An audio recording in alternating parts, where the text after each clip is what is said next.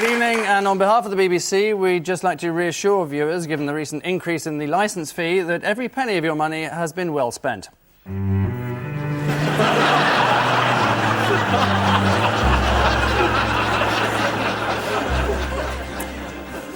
our thanks to the entire population of Kettering for subsidising that one.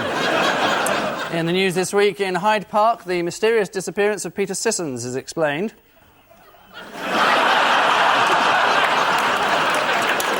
In Sunderland, there's a positive reaction to the news that tax on alcohol and tobacco has not risen as much as expected. And in Eastbourne, Britain's oldest sneak thief relieves another hapless punter of his watch.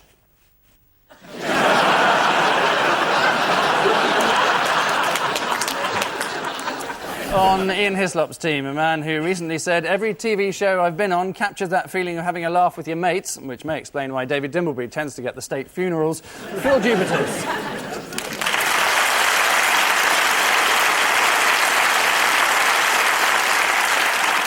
And with Paul Merton tonight is the BBC's economics editor, who, according to Jeremy Paxman, is brave enough to tell people from the Chancellor down when they're talking bollocks. But sadly not brave enough to do the same thing to Jeremy Paxman. Evan Davis.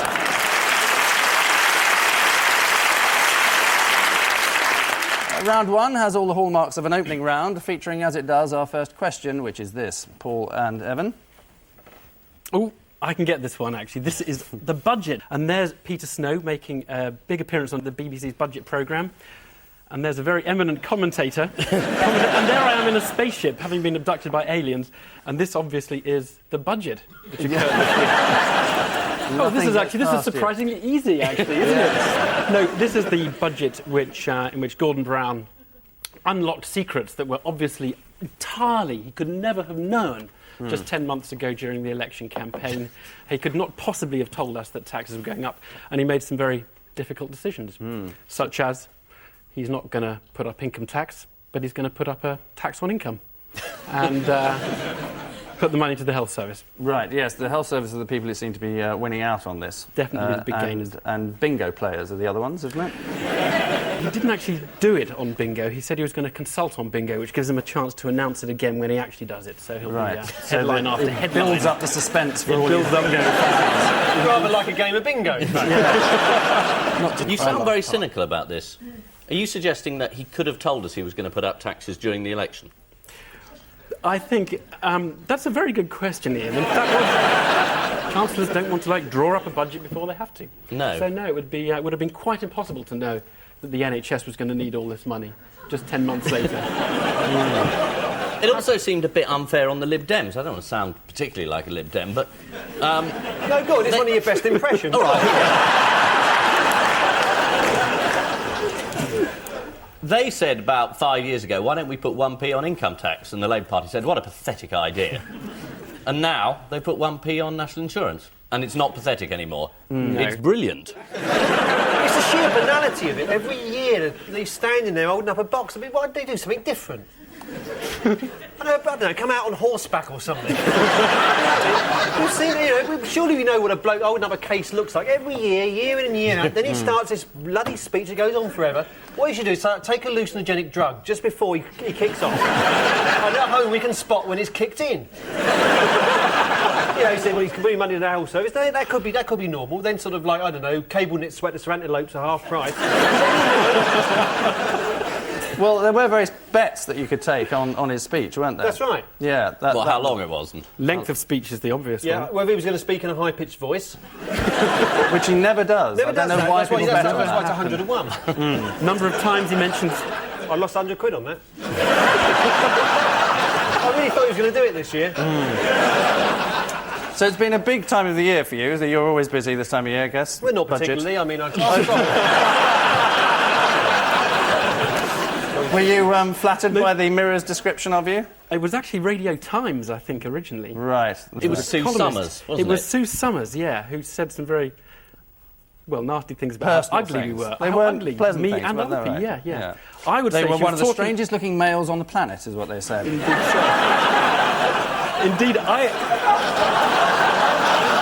It's not the most flattering photograph. It actually looks like I have been abducted by aliens in that particular photograph.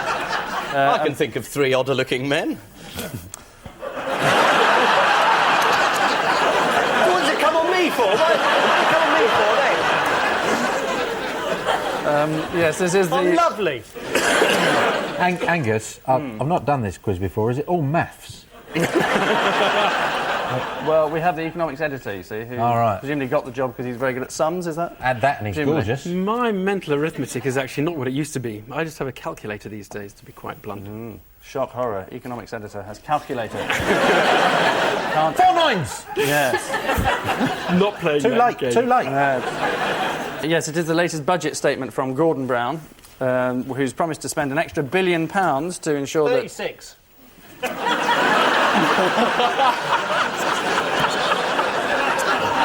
9 to 36. that Gordon Brown has promised to spend an extra £1 billion to ensure that British patients get the best hospital treatment in Europe. It sounds a lot, but that's what it costs to send them all to France. It's been widely perceived as another solid performance by Gordon Brown, who still hopes to add his name to the list of chancellors down the years who've made a successful transition to Prime Minister. Jim Callaghan and John Major, to name none. Ian and Phill, your government health warning. Aerial photo of Barbados. Vaccination, it's good for you. This is a sleaze story. The government had a contract for smallpox vaccine because Saddam Hussein, who we saw at the end there, just firing a rifle into a crowd of his relatives. Sort of Russian roulette game he plays. He's got vast amounts of smallpox which he's going to unleash on us. And Tony Blair rightly thought we must get a lot of vaccine in to stop us all getting smallpox. And he went through the normal procedure, which is not putting it out to someone who's donated money to the Labour Party. Yeah, he gave 50 grand to the Labour Party a few months ago, and the contract that he's been given is worth 32 million. So I work out, if I gave him £1, Then I'd get £620, which is better than most high-yield building societies. I'm not in economics, Evan, but that sounds like a pretty good deal to me. well, Evan wouldn't have been able to work it out anyway. Cause, He hasn't got a calculator. exactly. But don't you prefer back-of-the-envelope calculations? Is this what I read? Yeah, I don't think there's any point in being sort of excessively precise about calculations. So, kids, don't bother with maths. No. Spurious accuracy. There's that famous thing that Everest is 28,002 feet high. Who cares about those last 2 feet? Be ridiculous, wouldn't it? Well, if you were climbing it makes a difference. No good stopping at 28,000 feet, kidding yourself you've got to the top. And you go home, you look it up in a library, and oh, look, I told you it was another 2 feet, you said stay there. That's the sort of thinking that gets us the wobbly bridge. How far is it across the river? Was it about that far, isn't it? So what's been the Department of Health's official excuse about why they've given it to Powderject? That's the name of the company. Because they were the only company who could do it in the time. And then they got really angry with people who suggested that there was something fishy about it, saying you're cynical and you're destroying trust in the government. Tony said trust him, and if you don't, Right. then you're wrong. But we've made it clear, or at least Blair has made it clear, that he supports Bush on Iraq. I don't know why Bush doesn't just, like, whenever he needs Blair, actually just go, come by! Tony's image in the US is slightly strange, certainly if this new Action Man-style doll is anything to go by. Fortunately, the models of Bush and Bin Laden are slightly more realistic. Also available for some extraordinary reason is Bin Laden in a tutu and tights. The propaganda war's not lost, you know. Looks like Gary Bushell with a headache. According to toy company president Emile Vicali, you can now buy Tony Blair for £19. Bernie Ecclestone must be kicking himself. Paul and Evan, to your marks. This is the London Marathon, quite clearly. That's me. That's me. This is the man who's setting the world record for the slowest marathon, isn't he? And she won the one for the fastest marathon. And he's a long way behind her. I don't even know if he's finished yet, actually, but I mean... No, he's due to finish today, if you think of today as being Friday, though it's Thursday. It's the slowest marathon. It seems a ridiculous record. Well, you know, it's a record. It's a way of getting into the record books. Isn't And it? it raises money for charity, too. Yes. And who are the various celebrity entrants that they've Jacques been? Cousteau. He didn't. He's swimming it. Gordon Ramsay, Frank Bruno, and the BBC weatherman, Philip Avery, who got disqualified 300 yards from the end because he'd written his own number. So he did the whole 26 miles and then got disqualified. A bit like climbing Mount Everest, but not getting the final. You see, numbers are important. Numbers are very important. Do you know him at all? You I must don't know meet Philip him Avery, again. no. I mean, weather people, it's a different part of the BBC, Ooh. really. I mean, it's not... No, it's not... I'm not trying to imply... No, I'm not trying to imply... Got their own drinking fountain, have they, Evan? No, I mean, I'm in awe of what they do, because really, they... Really? Yeah, I mean, they ad-lib, they do it live, they don't... Half the time, they can't see what they're looking at, you know, they're drunk. Can if they open the window. They're pretending, and it's absolutely amazing. And they can do it to time, you see. I can't do that. They can be told... Sorry, we haven't got time to... this is Lloyd Scott, to give him his name, who completed the London Marathon in the slowest ever time of 6 days, wearing a diving suit. In case he fell, Lloyd was accompanied by soldiers from the Royal Green Jackets, one of whom told the Daily Mail, "We got involved because we thought Lloyd's plan was the maddest thing we'd ever heard, until, that is, they heard Tony Blair had sent all the Marines off to Afghanistan." And finally, Ian and Phill. Oh, my lord. The foot. The foot. The evil RG. He must be punished. There it is in a flip-flop. And there's Michael Owen swapping Pokemon cards with Sven Göran Eriksson. I've got this one. Thanks. It's all about the foot, isn't it? Yeah. He's broke his foot. Who's Yeah, thingy? The Beckham fella. Right. Because he got stamped on by an evil RG. In keeping with the way we have revenge against Argentinians, he's to be torpedoed next Thursday. But the funny thing about this is like every pub in the country now has turned into an osteopathy clinic. You know, you've got all these big old blokes going, it's the proximal flanges, you see, it's just about that. It's because the papers are full of photographs like this, you see, that's why. I thought that was the Tora Bora Mountains. That's the last 2 foot of Everest, look at it. How has the sun come to David's aid? Oh, God, they wanted everyone to touch the foot. They had a photo of the foot We can on the see front the of the sun, and they wanted everyone to touch it and send good vibes. I think that foot is in quite good shape, actually. Yes, it's even better shape, actually, if you look at the Mirror's version of it. Curiously Has hairless. the Mirror given it a waxing? I think it has, yes. The only thing I read is that a number of bishops had ordered us to pray for Mr. Beckham's foot. Was it true? No. No, good. But But that Blair had stopped a cabinet meeting in order to make a statement, and I thought that probably was true. Yes. He said, nothing's more important to England than David Beckham's foot, he said. I wish I believed that was a joke.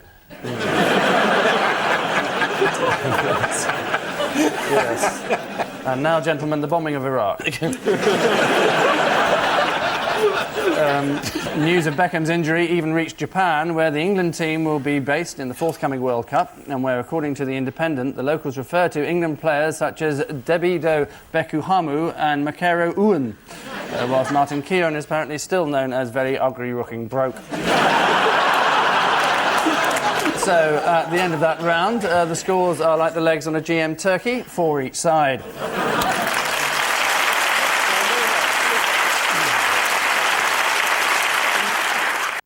And so to the pride of Britain, tabloid journalists and their much-heralded coverage of serious news, as illustrated by such headlines as Paul and Evan. Take her up the aisle, sir. Well, the Sun has been running a campaign this week for Charles to marry Camilla. But he can't take her up the aisle because he's been married before. He could have a civil ceremony and then take her up the aisle for a blessing. Indeed. So what's the sign that Camilla has finally been accepted into the royal family? She went to the funeral. She did. The Queen Mother's funeral. The first state occasion that she was allowed to attend, although she did sit at the back, behind Fergie, which is virtually... Who was visibly pained at the funeral? Prince Charles was upset, I believe. Thatcher, actually, I was thinking. Oh, really? Yes, because Dennis stood on her foot. So who offended the royal family over the funeral? The BBC. Peter Sissons wore the wrong colour tie and started pulling faces. None of which were his own. They went, "Bleh." No, he didn't. He wore the wrong colour tie. That's what I said, Yes, yes. Have you chatted to Peter about it? No, I haven't actually. I have chatted to Peter, but I haven't chatted to him about that, actually. Right. No. Right. Have you deliberately avoided the subject? No. I mean, it's not great to keep going on about it, but I mean, I think he's been very unlucky because I don't really think it was That big a deal? Well, A, it wasn't a big deal, and B, I don't think it's his decision. I think there were probably committees and committees who were deciding what tie he wore that day. So The tie committee? Yeah. Do you think there is probably a head of ties, isn't there? The BBC's announcement of the Queen Mother's death interrupted an edition of Auntie's Bloomers, and 2 hours later, some puzzled viewers were still glued to their waiting for Peter Sissons to fall off his chair. Ian and Phill, Antigeddon. Argentinian ants are apparently rampaging across southern Europe. They came over in 1920, looking to start a simple life. Ants normally, they fight each other. They're quite an irate beast. But these Argentinian super ants all get on with each other, and so they all get on, and they're taking over all the other ants in the world. Scientists have found some irritable Argentinian ants. This is true. And they're going to introduce the irritable Argentinian ants, and the quote from the scientist was to foment discord within the community. And what are the name of these ants? Well, there's a lot of them. OK, Right. Steve, Barry, Andrew... You got a while. And this is what they look like. There we are. Are they that big? Jesus. Yes. And why the sudden panic now? Someone's planning a picnic? Well, they're panicking now because they're on a march in Europe. They got banners. They've been in Europe and for a it's while. baffling scientists because it's the first time so many are... Well, it says it there. It's like a terrifying army.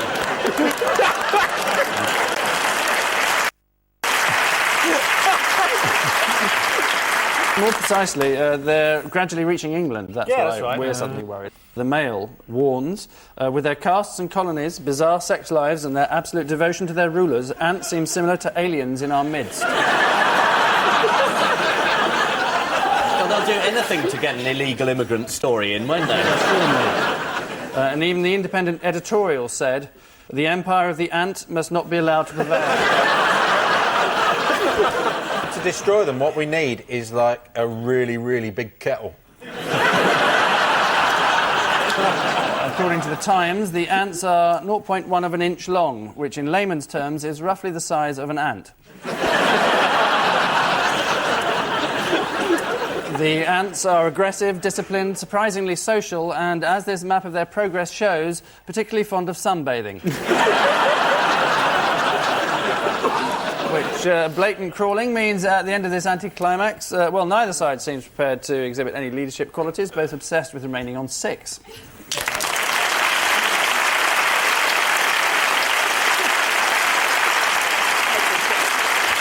If it's round 3, as the saying goes, it must be the odd one out section of the programme. Not a very well-known saying, admittedly, but nonetheless, Paul and Evan, your men of substance, are Admiral Nelson, Tony Blair, Lord Levy and Peter Beardsley. What's Tony Blair doing there, for goodness sake? He's adjusting his earpiece. It's Alistair Campbell coming through. Or comforting a sick budgie.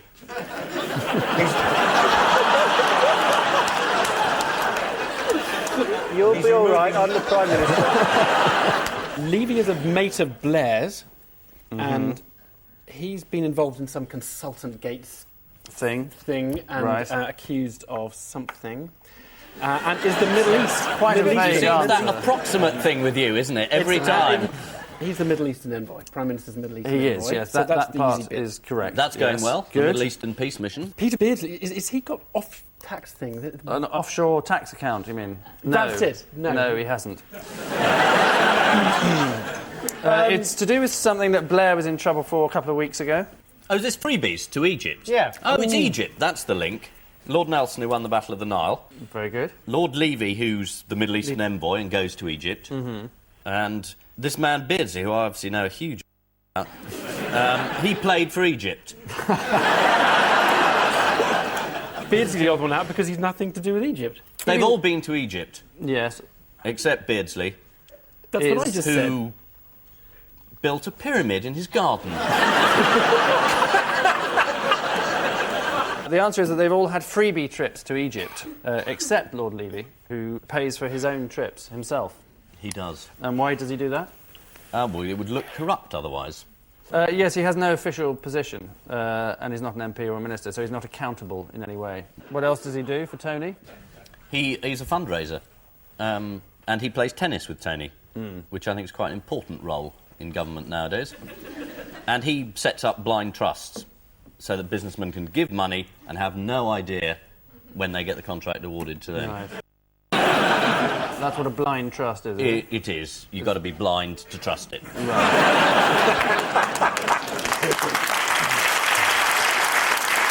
So what's his background, Lord Levy? It's the sort of grey wallpaper with stripes and an armchair. Meaning what he did in his life before... Oh, he was the record producer, and he discovered Alvin Stardust. Doing what? With that glove on. Oh, what a horrible image. You were in the music business, weren't you? I was a press officer for the House Martins, so I would, mail singles to the Didcot advertiser. Rock. You're a Yes. DJ now, aren't you? I am indeed. Wiki, I don't wiki like that wow. advert What, for... where 6 you minutes? ruin someone's wedding. It's actually not me, it's just a big fat bloke, and thank you for...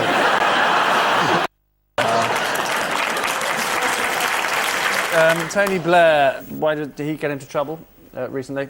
Well, he went on holidays to Egypt and Yes. the Egyptians paid for it. They did. The Egyptian government paid. Well, I didn't. Yeah, I didn't mean sort of individual Egyptians in the street. One of Cairo's Chinese restaurants used a photograph of the Blairs in an advertisement after they had dinner there. According to the owner, Tony had chicken and black bean sauce and Cherie had duck feet and fish lips.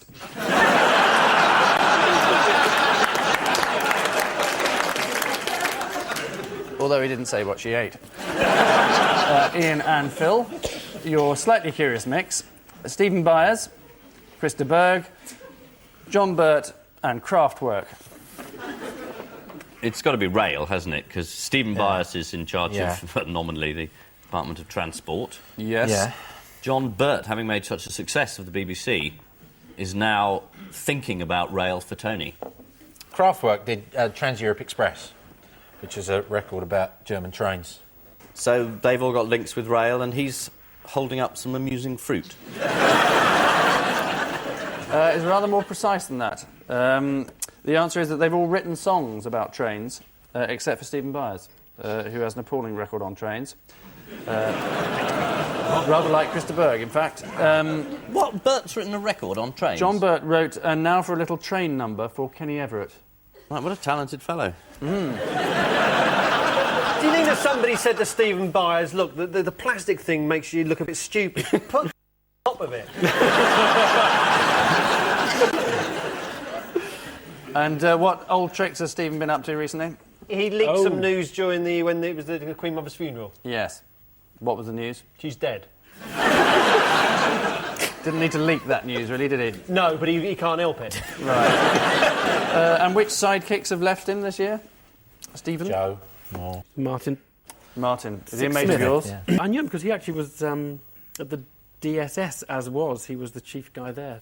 And he was filmed with those bits of bacon when he was walking back in the middle of that whole scandal, which I thought was really weird. Who goes out and just buys bacon on its own? I mean, don't you normally buy... individual rations? Well, he just had like a packet of bacon. I mean, don't you normally buy something with your bacon? Yeah, exactly. I mean, what sort of maniac is he? Bacon? If I was working in the supermarket, I'd say, "Get out of here, you're psychotic. Get out." I wouldn't serve him. Yeah. I said, get a bag of crisps or something, not just bacon. Turns my stomach when people do that. Really annoying. There's a bloke around my way, he just goes in and buys some bacon. I said, I know all about you, mate. Solitary bacon buyer, we shout at. You can see why... Somebody like that shouldn't be in going. No, exactly. You can see why Stephen Hyde got rid of him. Yeah, exactly. Yeah. How did he find out that he'd been fired? Do you remember this? He wrote something on a rasher. He heard he'd resigned on the radio. So what was Christa Berg's song about a train? I don't know that Spanish Train. one. Spanish Train? It's about a journey through Spain on a train. Yeah. Does How's he it rhyme go? Spain and train? I don't think he does, actually, no. I think he missed that trick. Oh. One article in the Daily Record revealed, during his tour of the Lebanon, Christa Berg hired his own private army to protect him after he became terrified he might be kidnapped. Although it could have made history as the first case where the kidnappers cut off their...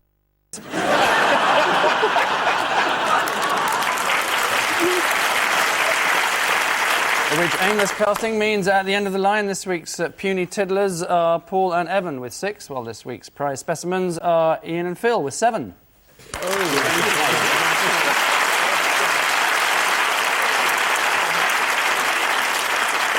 But before we bow out, for the brief courtesy that is our caption competition, Ian and Phill have this.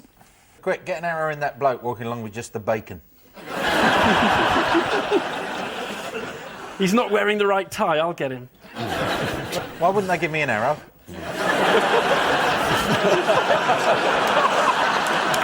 Thank you, Paul and Evan. Get this.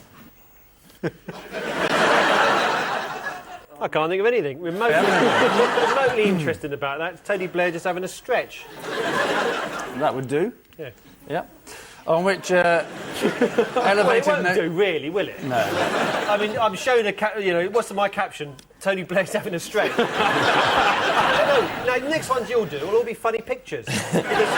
Sort of like Jeff Capes with a budgie coming out his ear or something. I know you'll do a Jeff Capes budgie coming out his ear. Yeah. And we get that. We want to see what the next pictures are like, and I bet you they're all better than Tony Blair having a stretch. OK, let's have a look. Go on, off you go. And I leave you with news that life in Kabul gets back to normal as Afghanistan sees the return of its own topical news quiz.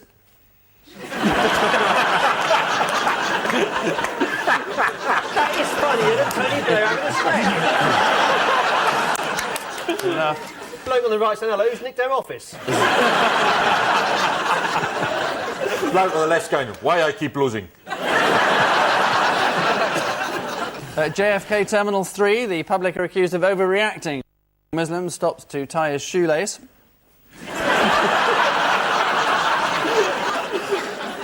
And the project to type the complete works of Shakespeare is halted after a shop steward leads a walkout. Good night.